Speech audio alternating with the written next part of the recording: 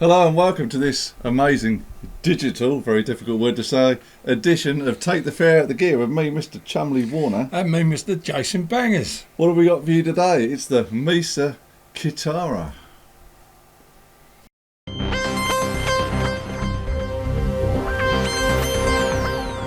So today, guys, we was gonna review the Misa Kitara. Now, if you've never heard of a Misa Kitara before in your life, then you won't be alone, trust me, because loads of people have never heard of them. So here it is. This is a Misa Kitara.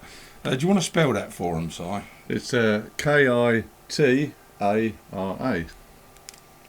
This is like, if you want to describe it, it looks like an iPad, but we don't think it is an iPad. However, it's very similar to an iPad. Now, this thing is we'd never heard of one until we saw the band Muse playing Madness. Isn't that right? That's the song, isn't it? Yeah, the first time we saw it, there was the bass player in the video. I can never remember his name. Chris, the bass player in Muse. He was playing one of these. And it just looked amazing. We thought something had landed, didn't we? Yeah, so Simon bought one and we did it in our set and we did it live with this and it was great. So you sort of put it away for a little while, didn't you?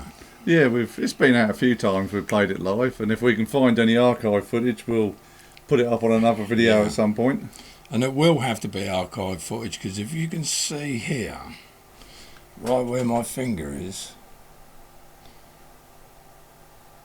that might look like a crack to you, but actually it's an air bubble. It's an air bubble. Now you might think, well, that's no big deal, is it? An air bubble? Well, very sad day today, because we can show you. In fact, if I press here, I know you don't need to. Normally, if you press here, you can see the ball moves, and then when we get near the middle, it switches off. Stops, yeah. And then same from this side. Yeah.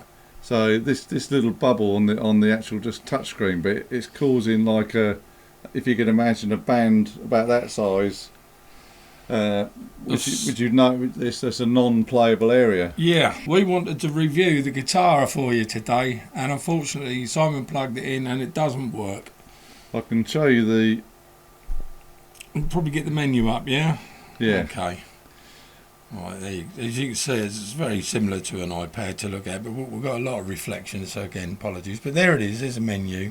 And the sad thing is, if the menu was organised differently, it would be okay, but because we can put the volume up and down, unfortunately, because this middle section's not working, we can't select any of the sounds and press load, so we can't get any sounds out of it. So it's pretty much, it's useless like this. So of course, one thinks about repair and stuff like that, but then Simon went on YouTube. This chap has made a video, hasn't he? Yeah, he bought about 9 different ones. He bought 9 of them, and they've all got this kind of fault where the touchscreen is erratic, and you can't really play them properly. So this is a problem. So it appears that every single one of these ever made packed up. And they all packed up, apparently, from what this guy can work out, at the same time. So Simon's had it in its case for, 6 months, maybe? Yeah, and it was working perfectly last time I took it out. It's been kept safe. So we've no idea when it decided to log off and just not work anymore.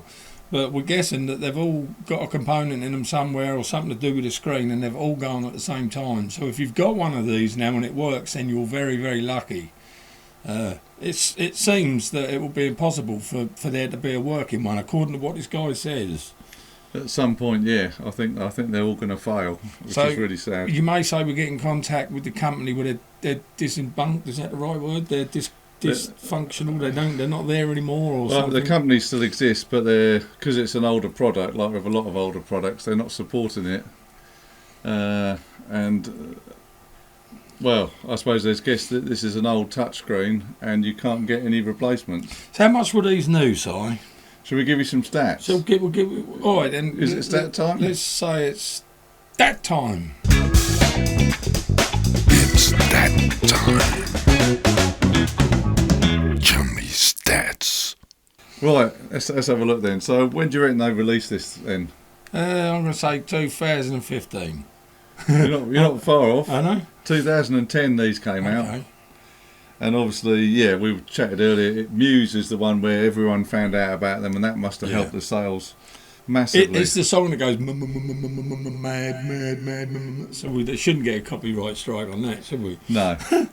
What is it? Let's look at the features. So it's an 8-inch touch panel display. It's got a built-in onboard polyphonic synthesizer, which is amazing. It's got built-in effects.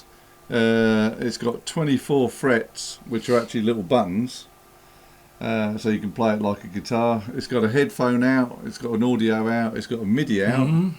Obviously you've got your power supply there as well, so you can play anything with it, and the sounds are built into this, by the way. And it's a really unusual, great piece of kit, apart from when it stops working. Yeah, apart from when it don't work. Let's talk about prices. This is always the fun bit. Yeah, it is a fun bit. So I would say new, they're about 1,500 quid. That's my guess. Well, I think at the time they were around $800, which would have been £500-600. Oh, well, it's a lot cheaper than I thought then.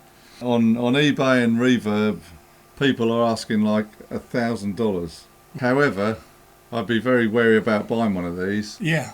Because they've stopped making them. See, there wasn't any more made. That's the problem. So the age of them is a problem. There was 1,000 made. They were like a limited edition run, and obviously if you buy on eBay and you find there's a problem with it, you've got your option to send it back. But I wouldn't buy one off a private buyer unless you can completely check it out and make sure the touchscreen's okay, because that is the failing part. Everything else works, unless you're feeling very rich and you can afford $1,000 a hit on one. Look, okay, second hand, I'd say they've got to be worth probably anywhere between £500 to £700. But the obvious thing is now, with knowledge that we know, they're not worth jack shit, and that's the truth. They're not worth a penny. I mean, ain't no good buying one for spares, because they're all got the same problem. It's the exact same problem. But I'm going to have a go at repairing this one, because it looks like it is literally, if you can imagine an iPad, it's only this digitizer bit on the top here.